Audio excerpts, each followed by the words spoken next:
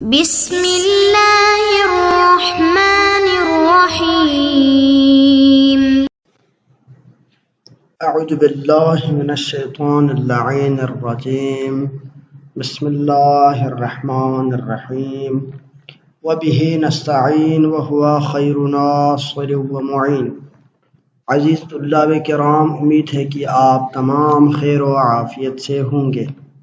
جیسا کہ آپ سب آگاہ ہے، ہماری گفتگو چل رہی ہے کتاب کشف المراد کے مقصد خامس یعنی بحث امامت میں، اور اس میں ہم نے کہا تھا کہ ہم یہاں پر چند مسائل سے گفتگو اور بحث کریں گے۔ ان میں سے مسئلہ اولا ضرورت و نسب امام کے اوپر تھا کہ امام کا نسب کرنا اللہ تعالیٰ کے اوپر واجب ہے، اور اللہ تعالیٰ اس امام کا نسب تجویز امت سے نہیں بلکہ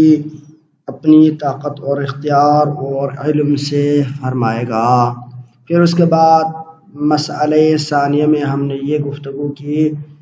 کہ جب امام اور اس کا ہونا ضروری ہے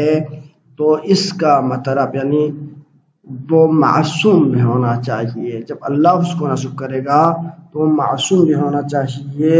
ہر کسی مثلا کسی فرد کو بغیر کسی معیار کے اللہ امام نصب نہیں کرتا، لہذا امام کا معصوم ہونا ضروری ہے، ورنہ نقض غرض لازم آئے گا، فلسفہ نسب امام ختم ہو جائے گا، بلکہ اس کا الٹا نقصان ہوگا۔ پھر اس کے بعد مسئلہ ثالثہ شروع ہے، جس کا عنوان یہ ہے، عنوان کی فی ان، یہ مسئلہ ثالثہ اس چیز کے بارے میں ہے کہ ان الامام یجب ان یکون افضل من غیرہ، کہ امام کا اپنے غیر سے افضل ہونا، برتر ہونا واجب اور لازم ہے۔ یعنی امام جس طرح معصوم ہونا چاہیے، اسی طرح امام کا اپنے غیر سے برتر اور افضل ہونا بھی لازم ہے اور شرائط امام میں سے ہے۔ اب اس چیز میں آپ دیکھیں کہ امام کے افضل ہونے کے اوپر ہم ادلہ پیش کریں گے۔ ابھی یہاں پر اس درس میں ادلہ بر شرط افضلیت کو چھوڑ کر ہم مقدماتی طور پر آراء اور نظریات کو پیش کریں گے، اور ان آراء اور نظریات میں سے ایک نظریہ یہ ہے کہ امام افضل ہونا چاہیے تمام صفات کمال میں، کن سے؟ اپنی رعیت سے، مثل دیگر صفات کے اس صفت جلیلہ میں بھی مسلمانوں کے درمیان اختلاف ہے۔ جس طرح ہم نے کہا تھا کہ امام کا معصوم ہونا ضروری ہے، تو وہاں پر کچھ لوگوں نے اعتراض کیے تھے کہ امام کا معصوم ہونا ضروری نہیں ہے، غیر معصوم بھی امام ہو سکتا ہے۔ پھر ان کی طرف سے ادلہ تھے، ہم نے اپنی طرف سے اس کے اوپر بہت سارے دلیلیں پیش کیے، تو وہاں پر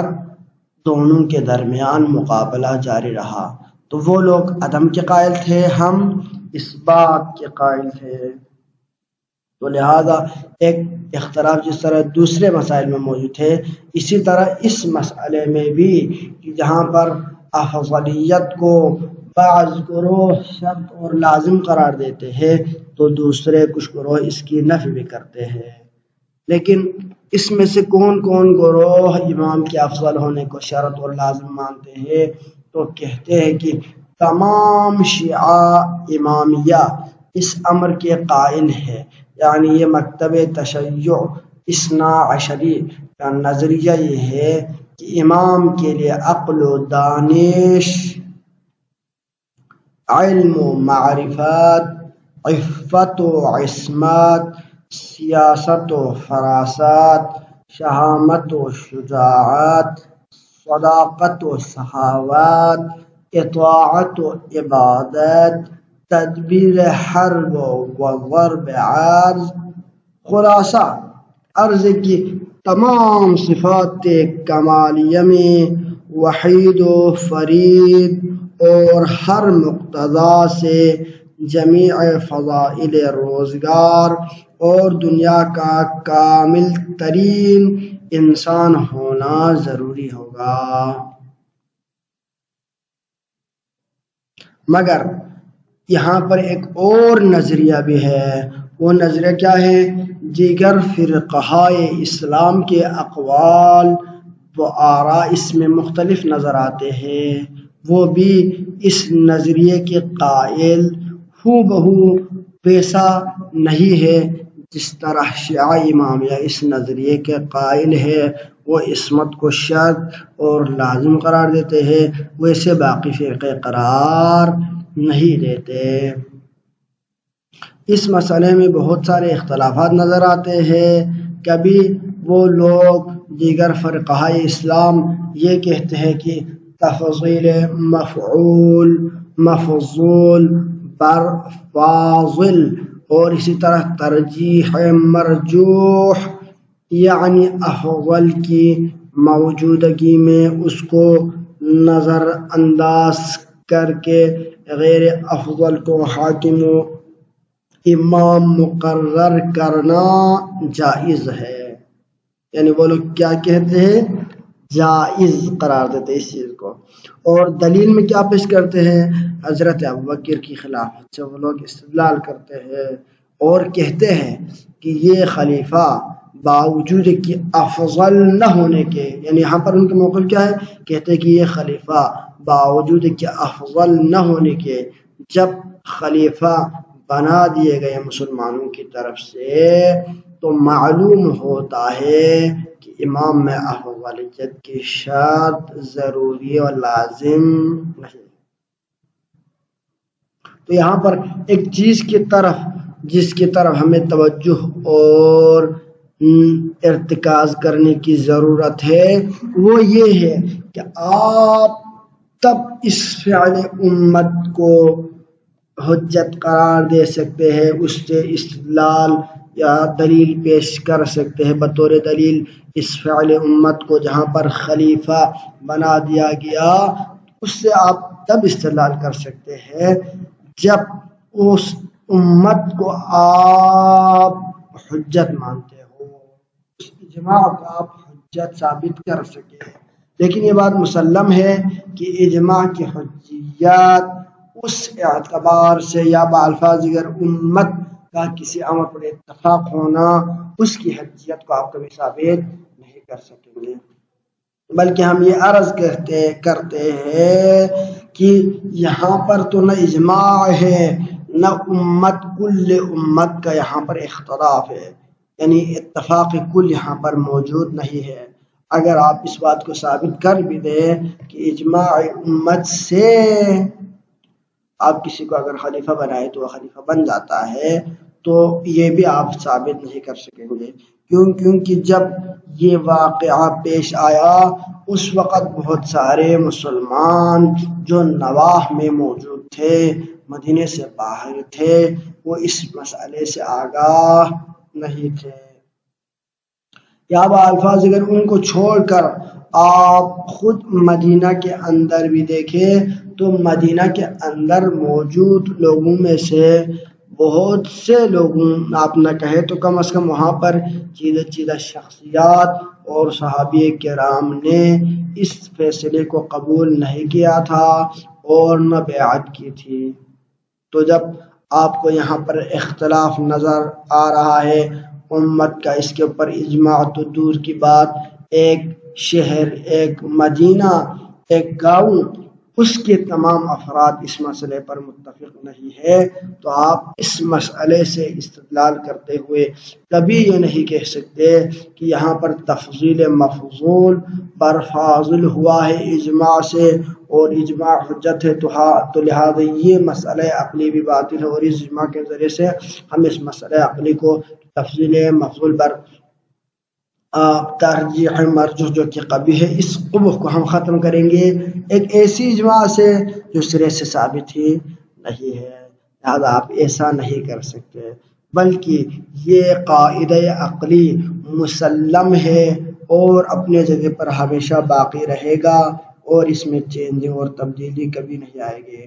بلکہ یہ قاعدہ عقلی کہ مرجوح کو راجح کے ہوتے ہوئے مرجوح کو ترجیح دینا، اس کو مقدم کرنا یا مفضول کو مقدم کرنا عقلی پیرائیوں کے مطابق یہ باطل ہے، قبیح ہے۔ تو اگر آپ اس کو امت سے ثابت کر بھی دیں، افراد اور لوگوں سے ثابت کر بھی دیں، پھر بھی یہ حجت نہیں ہے، کیونکہ اللہ تعالیٰ ایک حکیم ہے۔ تو عام افراد ممکن ہے اس قاعدہ عقلی کی مخالفت کرے، اس کو باطل قرار دے دے، مگر اس سے آپ اللہ تعالیٰ سے اس طرح کے غلط فیصلے یا عقل کے خلاف فیصلوں کی توقع اور امید نہیں رکھ سکتے، کیونکہ اللہ تعالیٰ حکیم ہے، بلکہ خالق حکمت ہے۔ عاقل تو چیزائے خالق عقل ہے، لہذا وہ عقل کے خلاف کبھی بھی فیصلہ نہیں کرتا۔ تو لہذا اس سے بات ثابت ہو گئی کہ یہ جو آپ نے کہا کہ یہاں پر ترجیح مرجوح خلیفہ اول کی صورت میں وہاں پر اس واقعے میں پیش آیا ہے، ثابت ہوا ہے، تو لہٰذا ترجیح مرجوح ضروری نہیں، اور امام کے اندر افضلیت شرط سرے سے نہیں ہے، آپ اس چیز کو ثابت نہیں کر سکیں گے، اور یہ موقف آپ کا درست نہیں ہے۔ اب بچے کبھی کبھار کیا کرتے ہیں، کبھی کبھار جو لوگ امام کے اندر افضلیت کو شرط قرار دیتے ہیں، یعنی کبھی کبھار یہی لوگ جو کہہ رہے تھے کہ افضلیت شرط نہیں ہے کیونکہ خلیفہ کے باقیوں کے افضل کے ہوتے ہوئے خلیفہ اول کو خلیفہ بنا گیا، لہذا افضل نہیں تھے، جب ایک طرف سے وہ افضل نہیں تھے کہ قائل ہے، تو یہی لوگ کبھی ہماری موافقت کرتے ہوئے یہ کہتے ہیں کہ ترجیح ہے مرجوح پر راجح محال و قبیح ہے، یعنی اس قاعدہ عقلی اور فطرت کی طرف وہ لوگ پلٹنے پر مجبور ہو جاتے ہیں، اور پھر دلیل میں کہتے ہیں کہ اسی خلافت حضرت ابوبکر کو پیش کرتے ہیں، اور کہتے ہیں کہ جب باقی صحابہ کی موجودگی میں ان کو منتخب کیا گیا تو اس سے معلوم ہوتا ہے کہ وہ افضل ہے، یعنی جب خلیفہ باقی لوگوں کے موجودگی میں خلیفہ اول کو منتخب کیا گیا تو وہ افضل ہے، یعنی افضلیت شرط ہونے کے اوپر دلیل قرار دیتے ہیں، حالانکہ یہ بات بھی درست نہیں ہے، اور یہ انتخاب والی بات جو آپ کر رہے ہیں وہ بلا دلیل ہے، کیونکہ خلیفہ اول کو منتخب کس نے کیا، آپ اس کو منصوص من اللہ منصوب من اللہ سمجھتے ہیں، تو اس نظریے کو آپ سرے سے قائل ہی نہیں ہے، آپ اس کو شرط نہیں سمجھتے کہ امام کا منصوص من اللہ ہونا لازم ہے، آپ اس نظریے کے قائل نہیں ہے، تو جس نظریے کی آپ قائل نہیں ہے آپ وہاں پر کیسے اس کو منصوص من اللہ ثابت کریں گے؟ یہاں پر آپ مبنی طور پر اس سے خلا ہے، تو آپ افراد اور مصداق میں اس کی طرف جا ہی نہیں سکتے۔ اگر آپ کہیں کہ وہ امت کی طرف سے انتخاب ہے، تو امت کی طرف سے انتخاب امت کی طرف سے کی جانے والے تمام فعلوں کا درست ہونا بھی ضروری ہے، اور ثانیاً یہ کہ کل امت کی طرف سے بھی یہ کام نہیں ہے کہ آپ اجماع یا حجیت اس کو ثابت کریں تو یہ ثابت ہو جائے، کہ آپ اجماع یا امت کی افعال کو صحیح قرار دے بھی دے پھر بھی یہ ثابت نہیں ہوگا، کیونکہ یہاں پر کل امت یہاں پر شامل نہیں ہے، اور اس کے اوپر تاریخی شواہد موجود ہے۔ اور ایک بات یہ بھی یہاں پر یہ جو کہا جاتا ہے کہ امت نے یہ کام کیا ہے، تو امت معصوم تو نہیں کہ آپ جس کی بنا پر کہیں کہ امت نے یہ کام کیا ہے تو صحیح ہے، یا الفاظ دیگر یہ جو بعض کتب میں کہا جاتا ہے کہ فلانا جو منتخب شدہ خلیفہ کی عمر کم تھی تو لہذا اس کی وجہ سے حضرت ابوبکر کو منتخب کیا گیا، یہ بات معقول نہیں، کیونکہ حضرت ابوبکر کے والد محترم تو اس زمانے میں موجود تھے، وہ تو والد تو بیٹے سے، یہ تو بالبداہہ ہر کوئی بچہ بھی اس چیز کو قبول کرتا ہے کہ والد تو بیٹے سے بھی عمر میں بڑا ہوتا ہے، تو لہذا اگر عمر کی بنا پر حضرت ابوبکر کو خلیفہ بنایا گیا ہے تو ان سے افضل اور ان سے مناسب تر ان کے والد گرامی تھے، ان کو خلیفہ بنانا چاہیے تھا، حالانکہ کوئی مسلمان اس چیز کو قبول نہیں کرتا بلکہ انہی کو خلیفہ سمجھتے ہیں۔ لہذا یہاں پر یہ جو اشکال وارد ہو رہا ہے، اس اشکال کا جواب صاحبان عقل کے لیے ضروری ہے کہ وہ سوچے اور اس مسئلے کا حل اور کہاں پر یہاں پر اشکال وارد ہو رہا ہے اسی کو سمجھنے کی ضرورت ہے۔ لہٰذا ان تمام چیزوں سے بالبداہا پھر آخر پلٹ کے دونوں آرا ایک رائے تو سرے سے ہی امامیت سرے سے ہی افضلیت کو شرط قرار دیتے ہیں،